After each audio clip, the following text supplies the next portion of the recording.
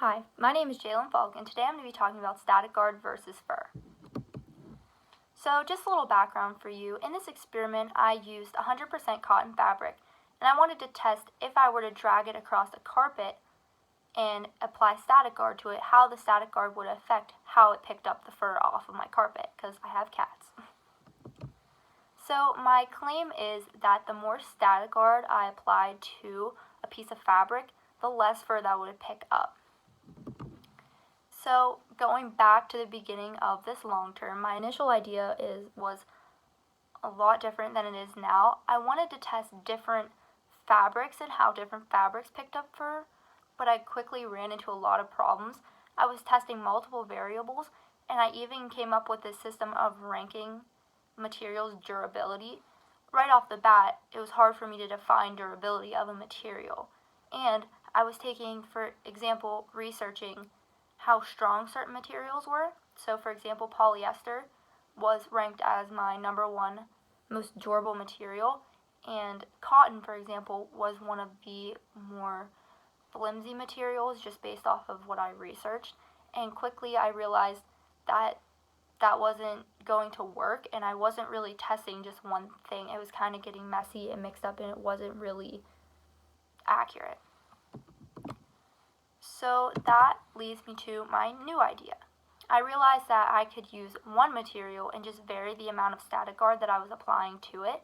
So I wasn't using this crazy system of ranking the strength of material or how weak or strong it was. I was simply just using the same material each time, and I could even use the same t-shirt if I wanted to, or multiple t-shirts that were the same material. It was a lot easier for me to get my data because I wasn't using so many different things. So just a little background on static guard itself. Static guard works by neutralizing the charge of static electricity, and in carpets it can hold static electricity within its material. So that led me to my claim that if I were to take static guard on the fabric, then that would eliminate the static electricity that's going on between the fabric and the carpet if I were to drag it across. So that's kind of where my thought was. So my new procedure was that I cut a 100% cotton t-shirt into 6 pieces, because I had 6 pieces within one trial. And then what I did was I took a lint roller and basically, quote, cleaned off any fur that was pre-existing due to being in my house. And then I would spray static guard on the 6 pieces. So the first piece would have no static guard on it, the second piece would have 1 second of static guard, and then so on, going from 2 to 6.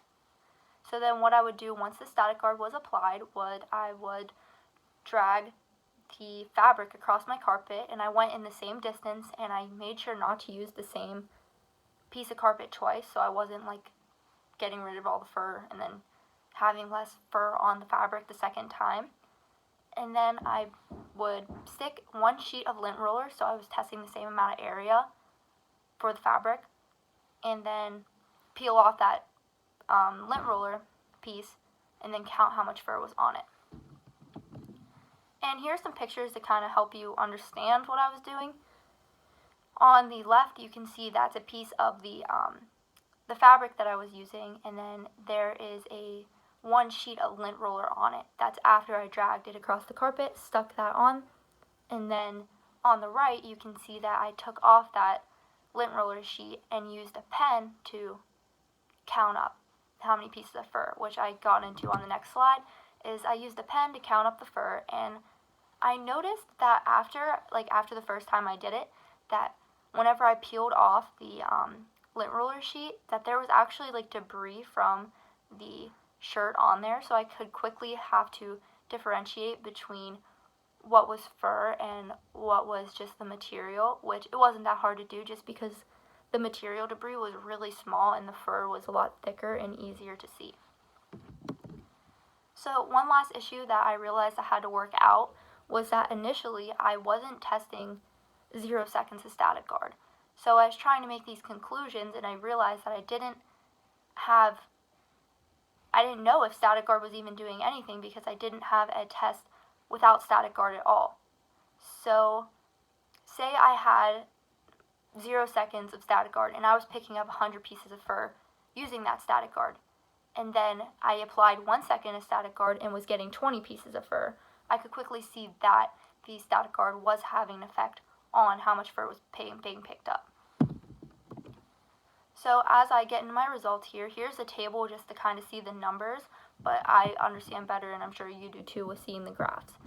So the first graph didn't support my idea at all, because you can see that the 6 seconds of static guard had tied for the highest amount of strands of fur that was being picked up. Here's the table results of trial 2. And then here you can see that it's kind of level. It's not like a clear slope of going up or down or anything. And then here's trial 3. And then this trial supported that the static guard was having an effect, because it's increasingly heading towards downward slope. Here's table results of trial 4. And then once again, the last two, the 5 and 6 seconds of static guard, seem to drop off from the 0 through 4. Trial 5. And then this one kind of just seemed to stay pretty stagnant, didn't really have too big of an effect on it. So what really made it easier for me to see was putting the trials together. And each line represents a different trial. So as you can see, there's not much to make a conclusion off of, because they're not all following the same pattern. They're all doing their own thing, and some, the higher amounts of static guard were the lowest result, where others, they were kind of in the middle. So that leads me to my conclusion that the static guard didn't really seem to have an effect on the fur that picked up. All of the results seem to be kind of random, not really having a relationship between the two. And you can see that there's varying lines, varying amounts of increasing and decreasing, and some trials support the claim where others don't. So if I were to redo this long-term, or to keep doing this long-term, I would definitely add more trials, just to see if maybe there is a relationship, but it's just hard to see because I only had 5 trials, or was only testing 6 pieces of fur, or 6 sheets of material in each trial. And I definitely would have to get a lot of t-shirts for this, because I was cutting up multiple